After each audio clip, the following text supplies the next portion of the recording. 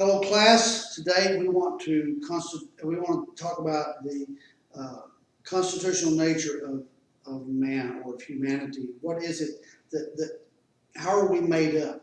What are our component parts from a biblical perspective?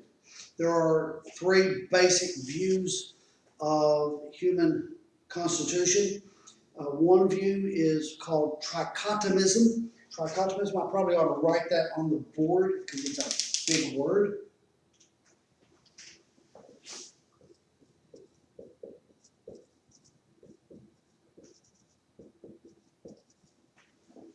I think I spelled that correctly. Trichotomism, you see the tri here, indicating three. That the human person is made up of three parts: body, soul, and spirit. Those who hold this position argue on the basis of 1 Thessalonians 5:23, Hebrews 4:12, and 2 Corinthians 2:14 through 3:4. That we are made up of body, that's the flesh part, soul, and the spirit. Another view is dichotomism.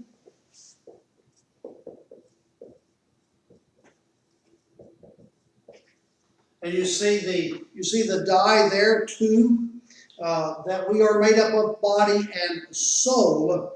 This view argues from a number of passages in the Old and New Testament, and Erickson will cover those. Then there's monism, is the third one. And in this view, the body is, the human person is a single self. Just, it's all one thing. And typically in this view, in the monism view, there is no post-death experience in a disembodied state because there's no soul to be part of that. This was popular as a neo-orthodox alternative to the liberal immortality of the soul. So what are our biblical considerations? How do we adjudicate which one might be right, or if any of them are right? Well, certain texts in the Bible certainly indicate an intermediate state between death and the resurrection. These would include Luke 23:43, Luke 16:19 through 31, 2 Corinthians 5:8, and Matthew 10:28. So whatever view we take, it must account for an intermediate state of conscious existence between death and the resurrection. There must be at least some type of divisibility in the human makeup, therefore. That which is our body and that which is our intellectual part somehow must be divisible. Here is an alternative model. Erickson calls it conditional unity. Conditional unity. The Old Testament certainly regards the human as a single unit.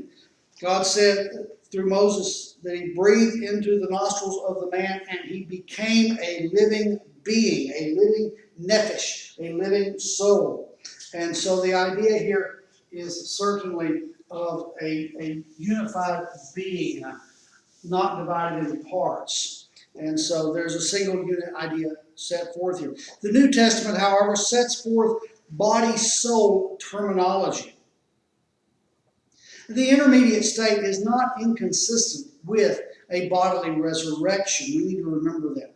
The disembodied state of the soul after death and before the resurrection does not negate the possibility of a future resurrection. Erickson is certainly right when he says our normal state is as a materialized unitary being.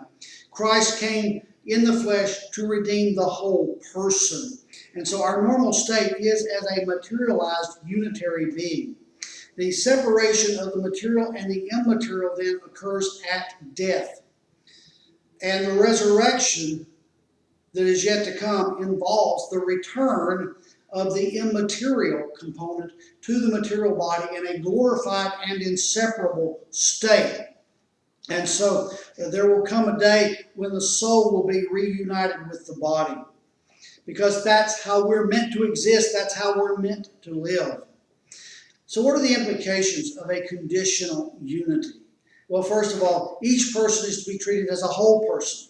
All of life is sacred and ought to be ministered to. We shouldn't compartmentalize life and say this is sacred and this is not. All of life is sacred.